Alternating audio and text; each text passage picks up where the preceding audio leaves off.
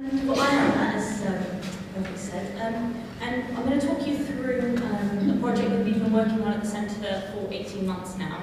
And I'm not sure I'm a big fan of the very dry title that we give this presentation, because I think it touches on a lot more than just delivering parenting programs effectively. We're talking, I'd like to think that we touch upon things that we've already talked about this morning, things like aspiration, resilience, and to borrow something that Marcus said, he was talking about enthralling students, and I think a key part of delivering programs effectively is enthralling parents as well, to improve life chances. So, when we're talking about sort of early behaviour problems, I'm going to be talking about conduct disorder, which is actually quite an important mental health issue. It's actually the most common mental health issue that affects children. About 5% of children have conduct disorder, and about 15% of children have conduct problems, which is less severe conduct disorder. And when I'm talking about conduct disorder, I'm talking about persistent and disruptive behaviour. All children have sort of behavioural problems at one stage or another, their tantrums and whatnot. But when we're talking about conduct disorder, we're talking about persistent and disruptive behaviour, things like lying, cheating, stealing. When that behaviour goes outside of the home, this is what we're talking about. And it's a real issue for society, for communities, and for parents especially. And why we're particularly interested on conduct disorder is that not just it's the most common childhood mental disorder, but it's actually got the worst outcomes you can imagine for children. So for pretty much every negative outcome that you can think of, a child with conduct disorder is much more susceptible to have that negative outcome. So for example, adult mental illness, offending, children with conduct disorder are 70 times more likely to offend than children without conduct disorder. And they're also more at risk for teenage pregnancy, substance misuse, suicide. Children with conduct disorder are 17 times more likely to be excluded from school, and we all know what happens when you're excluded from school. Their employment possibilities are also reduced. It's just it's basically anything you can think of. These children are not going to have great life chances. And also in terms of cost, which tends to get a lot of attention, because a lot of people look at dollar signs now. But you can see the lifetime cost, $225,000 is how much it costs society, just in terms of children with conduct disorder. So it's quite expensive, and £75,000 for children with conduct problems. So not only do they have negative outcomes, but they're also quite expensive to society. Now, it might seem that this is all doom and gloom when you look at the figures and when you look at all the negative outcomes, but actually there is some positive things that can happen. Parenting programs that have been rigorously tested have been shown to be able to reduce or even prevent episodes of conduct disorder. And some of the programs that are particularly well proven are programs like the Family and Nurse Partnership, which I know is being rolled out in pretty much all local authorities at the moment. That's fantastic. It works intensively with teenage parents, vulnerable teenage parents, in the first 2 years of the child's life. And then there's also some more brief parenting programs that are designed to act at the very earliest signs of behaviour problems. Programs like Incredible Years, CYP, Fast Strengthening Families. Those are programs that are Graham Allen talked about, and also the National Academy of Parenting program providers, which now have another name which I can't remember. These four are also in their list, as well as the another evaluation, the PEEP project that Warwick University did. So these four programs not only are tested very well themselves, but also been approved by several different independent research bodies as well. Okay, and also another nice thing that's not really talked about a lot is the benefits to parents. So not only do these programs improve the life chances of the children by reducing conduct disorder, but also studies have shown that after parents have gone through these parenting programs, they're more likely to return to work, there's a reduced drawing on of benefits, and their self-esteem and confidence is also grown. So in the short term, it also is very beneficial for parents. And they're very cost effective. A brief parenting program like Incredible Years costs just $1,200 per child to deliver. And health economics in the US have found that when they track these children who've been on parenting programs, particularly FMP, the benefits are broad and vast. So they're just incredibly cost effective. So we know we have a problem, we know we have conduct disorder, that's a problem. We know we've got parenting programs which can sort of ameliorate those problems, but there's actually another problem, and that's in the implementation of these programs. There's real problems when we're trying to bring these programs to scale. They're incredibly effective in research situations, but when you try and broaden it out and put them in local authority settings, then things just seem to fall apart. We know these programs work, but when they're being tested, but unfortunately, these programs also need to be delivered as intended. They're very rigorous, fixed programs, manualized, so you're actually reading off a manual, highly trained programs. So if you don't get the right people in there, you don't get the right engagement from those parents, you haven't got the trained staff to deliver these highly manualized, rigid programs, then you just don't get the results that you want to see. And that's where our research steps in. We were quite interested in seeing these programs and what local authorities felt was best practice. What were their problems that they met with? What were their successes? And we compared it with literature from a broad range of different sources, from academic literature to charities publications. And we just wanted to better understand. You've got these fantastic programs that are great value for money, cost effective, that are resolving a really serious problem. But yet, how do you make sure that when you're taking them up to scale that they still are working? So we looked at 4 different case study sites across the UK. We were looking particularly with areas that had high concentration of risk factors for conduct disorder. And we did about 220 interviews with parents, practitioners, managers, referrers, all across local authorities, including health, the voluntary sector.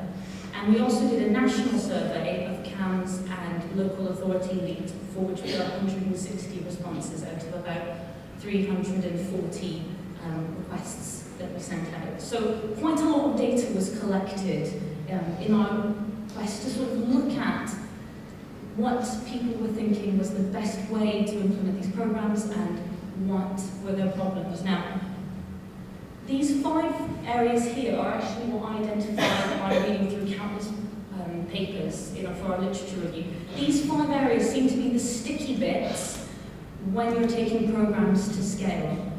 So when we're talking about implementation. So identification, there's quite a few problems and issues around that, including targeting services versus universal services. How do you identify the right parents? How do you do it in a way that doesn't stigmatize them? Who identifies? Also talked about engagement. Great, you've identified the parent, but if they're not interested or involved in the program, they drop out, and that's just wasted money, basically.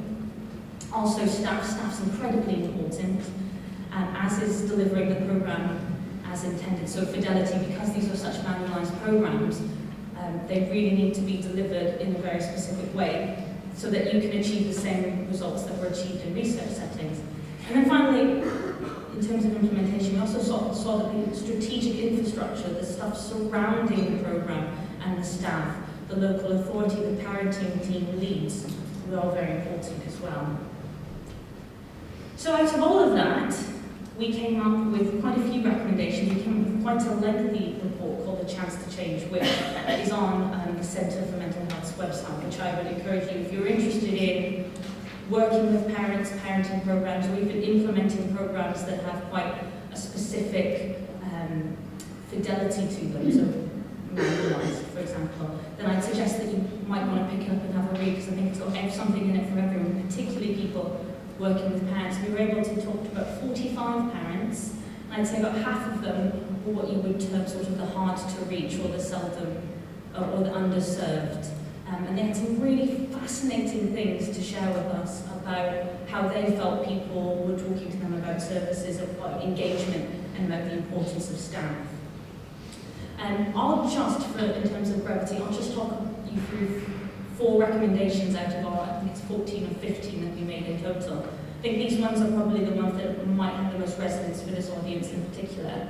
The first thing we thought was quite important was a national campaign. I think there's still a stigma in terms of parenting, that if you have to go on a parenting program, you're a bad parent. And it's not really the case, as I'm sure everyone in this audience would agree with me. Children don't come with a manual. So I think there definitely needs to be something around a national campaign saying that, child behaviour is such a critical gauge for healthy child development, just like you would sort of do developmental tests for children for hearing or for learning. Why not behaviour as well? Seeing as it's such a huge marker for later negative outcomes. And then that way you can make sure that you're intervening early with the right children, using evidence-based programs to ensure that those life chances are improved down the line. Targeting programs to those who would benefit most. Now, I think I'm smiling because this was quite a bit of a minefield not only when I've been presenting at other conferences in the past, but also in local authorities. There's this thought that if you target programs, that you are going to stigmatise families and you are going to alienate the very people that you want to be on your course. So there's this strong belief in a lot of areas that we visited that universalism is the way to go. But interestingly, the parents we spoke to, and I'm thinking particularly of a few families that I met that were incredibly underserved, very entrenched families with multiple problems, living in some dire circumstances, 10 children, substance abuse, teenage pregnancy, and they were quite keen to go on parenting programs because, our targeted parenting program, because of the involvement of one very special worker who was working with them. And it's something we saw actually repeated in all the places we worked.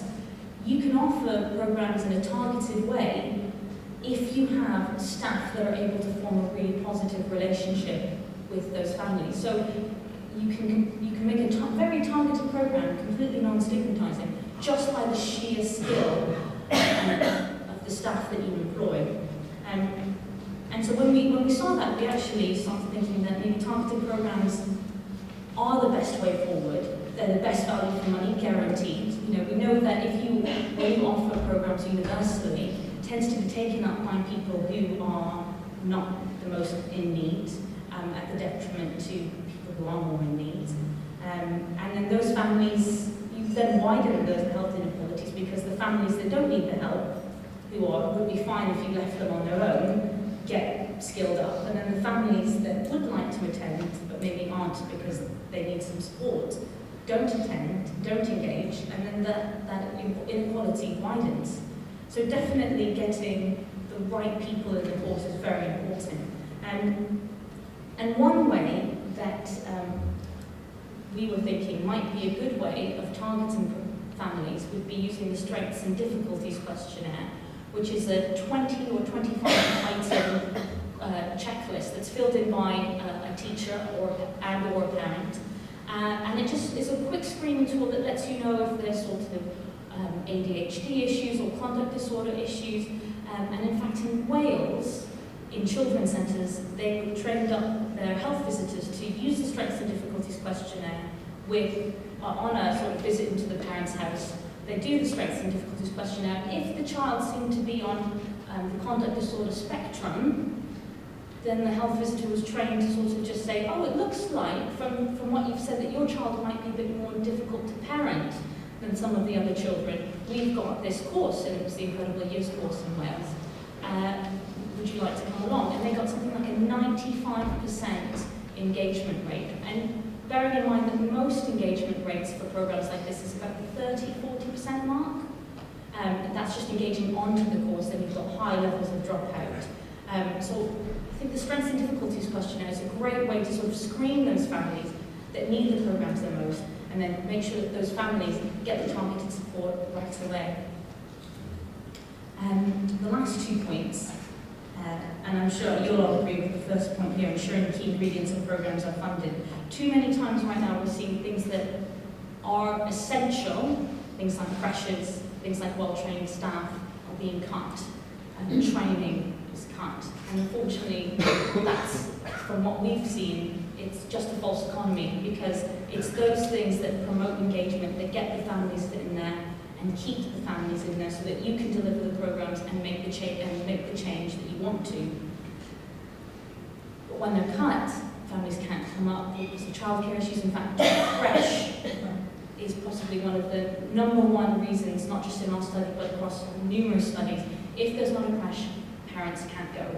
It's just that simple, really. And we went to a lot of places where commissioners were saying, well, we've cut the creche because that's a luxury, and we've cut tea and biscuits because that's a luxury. And it's not a luxury, it's actually what's creating that environment for your parents to feel more comfortable. Well, first of all, in a creche, if you have no one to look after your children, then you're not going to be there. But then the tea and coffee, it just creates a bit more of a relaxed environment, less of a I'm the teacher, you're the student kind of environment. So those are completely essential, and to cut them we feel is a false economy. And then finally, what I thought was really interesting, and it's my favourite point, is the importance of referral pathways from schools and GP. And maybe it's because I'm a teacher that I find this one the most interesting. But when we first started this study, we thought, okay, well, how are we going to get these parents of conduct disorder children through the door? How are we going to get them to identify that their children, might be different than other children and might need that extra support? But actually, from the national survey in 2005, they found that actually most parents who have a child with conduct disorder actively seek help. I think it's something just shy of 70% of parents who have children with conduct disorder actively seek help. And who do they go to? GPs and schools. And sadly, what we found is schools and GPs are the least linked in to the parenting program agenda. Some schools and some GPs are completely fantastic and completely locked into the parenting agenda, work really closely with local authority parenting leads. But unfortunately, generally, schools and GPs tend to work in isolation. So we definitely think there's a real need for referral pathways to be improved from schools and GPs. And it's actually really simple. By saying referral pathway, I think I make it sound very complicated. It's not. All it means is outreach. So parenting leads or people who are offering programs that would benefit parents, going into a GP and saying, these are our programs. Because too many times I think what's being done is leaflets are being handed over. And talking to GPs, which we did, they said they needed more. They needed someone to basically harass them every 6 months and remind them that their program is there. And they were super keen to refer on. They just need to know that the service is there. And especially with the changing, with the cuts and services kind of going one way and being merged with other services, I think it's particularly important that these continue, So now more than ever, I think it's important if you're offering a service, not just parenting, but any service, you need to just go around and just check who you're offering it to, and just remind them that you're still there. This is how you get referred in. This is the service you offer now, and this is your requirements.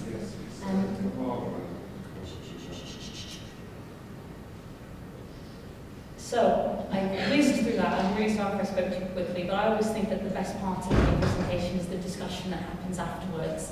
And like I said, if you're interested in our report, it's on our website. It's quite a hefty document, it's about 120 pages, but we've broken it up into the chunks, these chunks here, so hopefully it's a little bit more manageable. You can find what you want. And my contact email's there if you have any other more questions. Thank you. Thank you very much. So some very practical pointers. Is this mic working? Excuse me, Anthony. Yeah. Wait a minute. Some very practical pointers there from this research programme on how to improve the efficacy of effective parenting programmes, and things we touched on this morning. Some of that is still happening despite the changing world that we're in, and the importance of working with parents is something we've already touched on. So, who'd like to ask a question, observation, raise some issues? Let's hear from you as well if you are still trying to deliver support for parenting in one way or another. That would be of interest to all the delegates.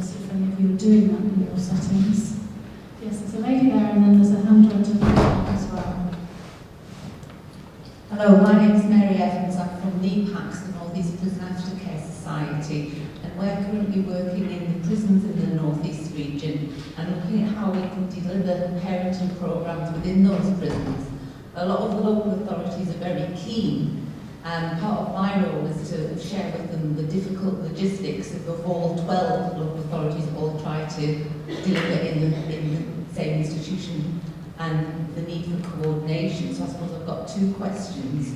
One is about whether you actually looked at the delivery of parenting programs within prisons, and the second is that issue of coordination across services.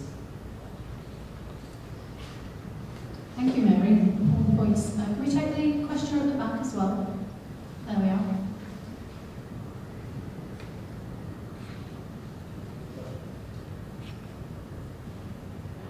Hello, Sally Lightfoot from Warwickshire. I'd like to say that we are still implementing evidence-based parenting programmes where over 300 practitioners trained. We deliver triple P.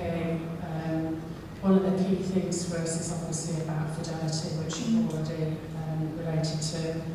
We are successfully delivering triple P in one of our local prisons.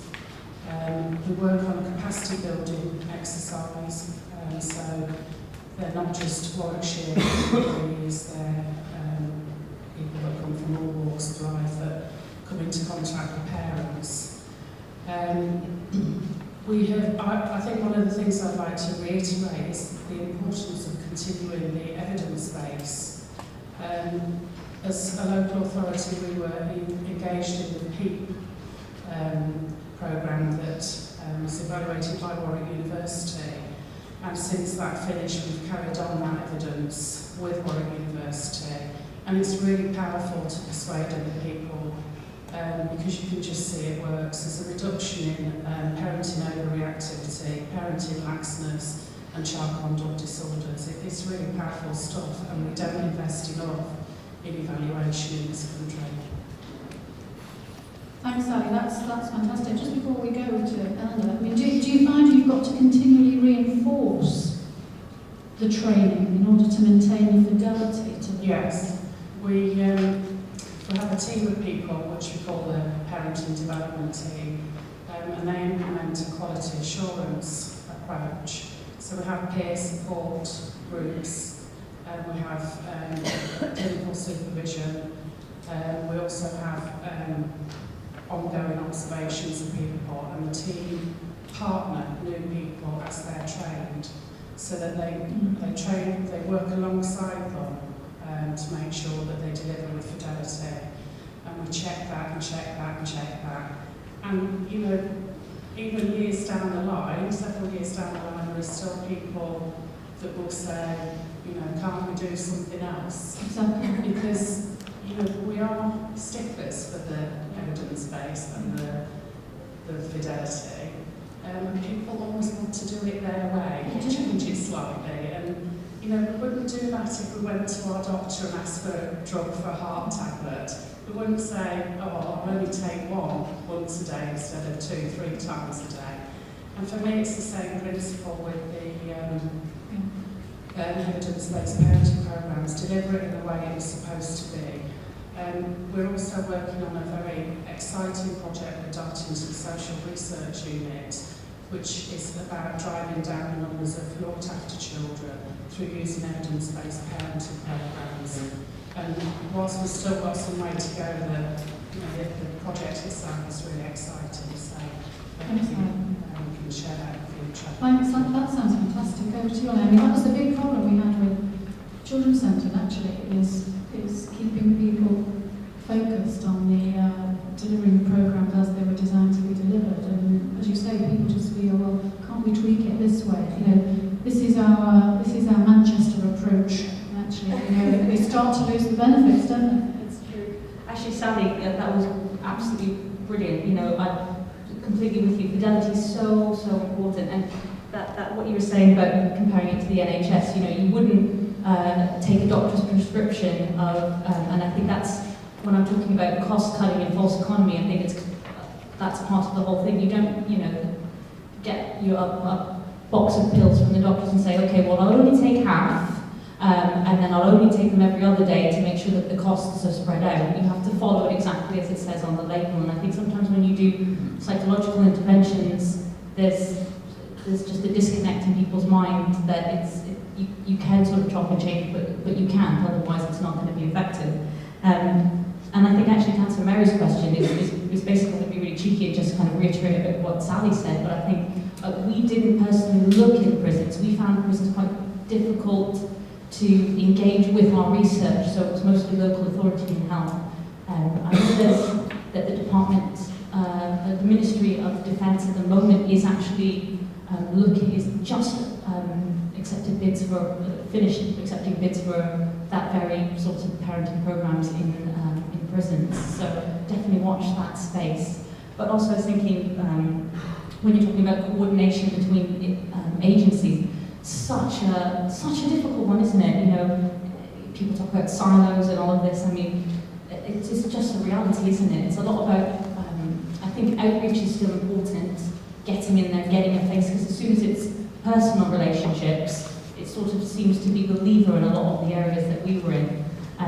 But also as well, what Sally was saying was about sort of evidencing what works. If you build up a case of either case studies or actual hard data from sort of SDQs or measures saying, look, this actually works, it's cost effective for you, send this to people, it's going to work, then I think that tends to make a real difference. And I'm not talking about, when I'm talking about sort of sharing data, I don't mean like numbers, we have 5 parents, because no one cares about that anymore. It's more about, if you can evidence change, that seems to get people listening.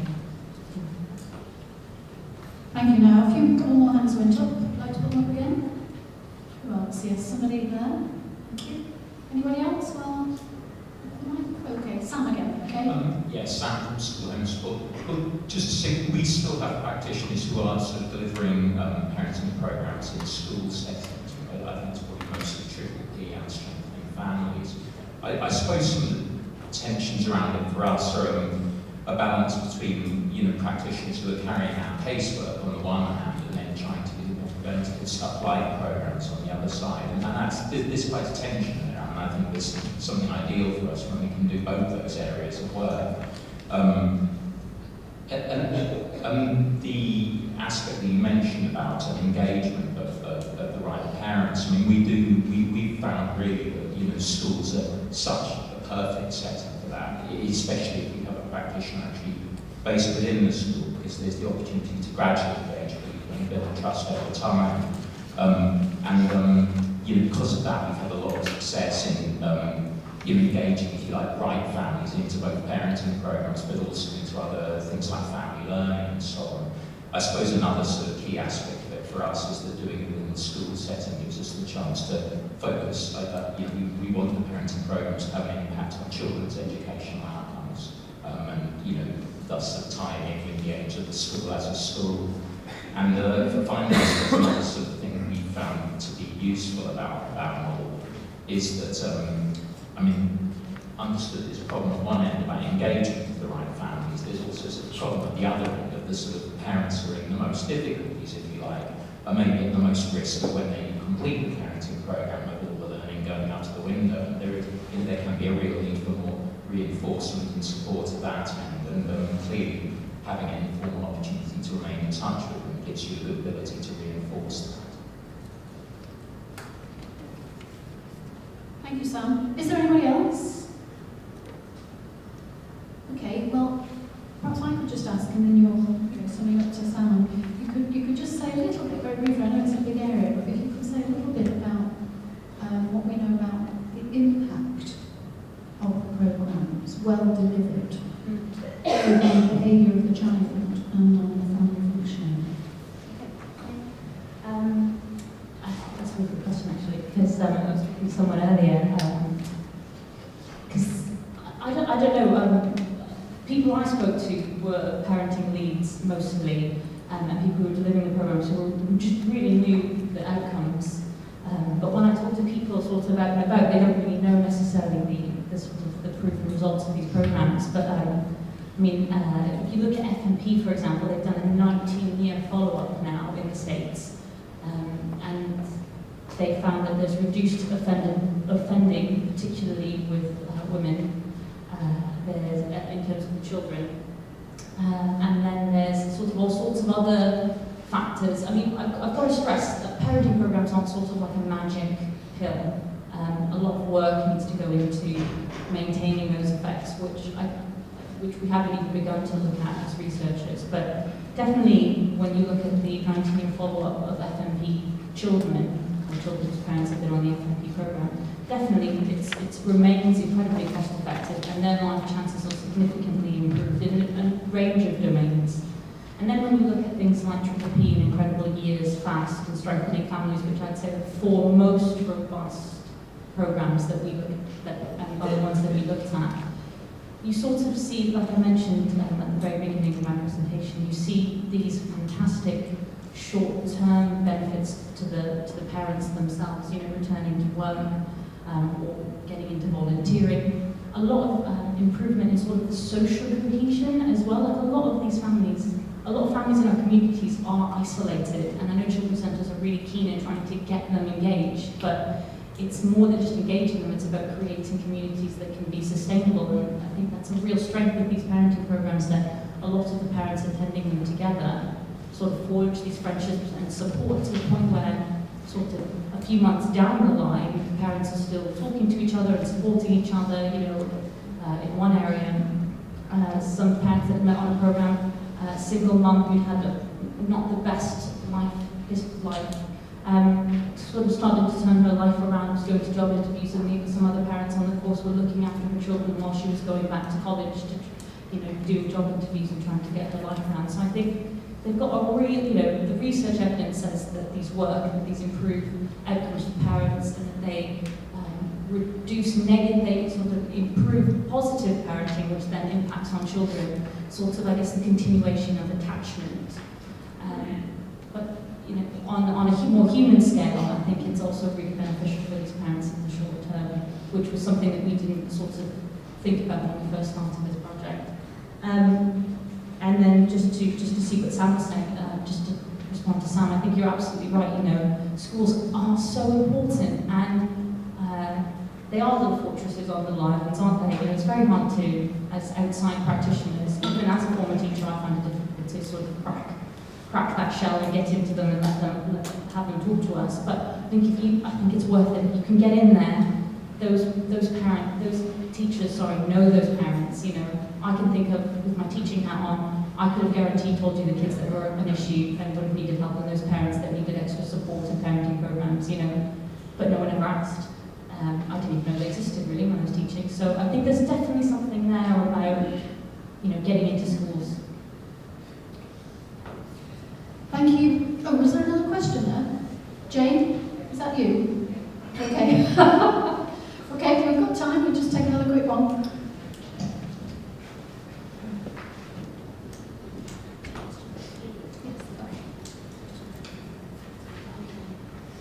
It was just about your research. Did it also show you talk in detail about the fidelity of the programs in terms of the qualities of the practitioners?